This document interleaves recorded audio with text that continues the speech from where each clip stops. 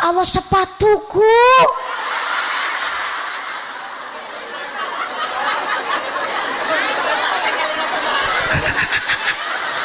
Tes sing ngangge mukena tak cincing aku metu njaba. Tak tiliki alhamdulillah isi wutuh sepatuku ya Allah. Ning aku sak mberi mlebu teng musala pikir, loh salat kok kepikiran sepatu. Ya Allah, dume sepatune anyar.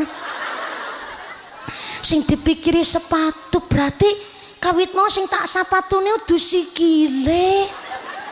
Berarti sing di sepatu niki atine. Pantesan nek ana wong sandale anyar sing kepidak sandale sing loro atine. Apa inikah yang dimaksud hubbud dunya? Akhir aku istighfar mlebet nang musala, wis aku pokoke belajar salat khusyuk. Mene takbir rada banter.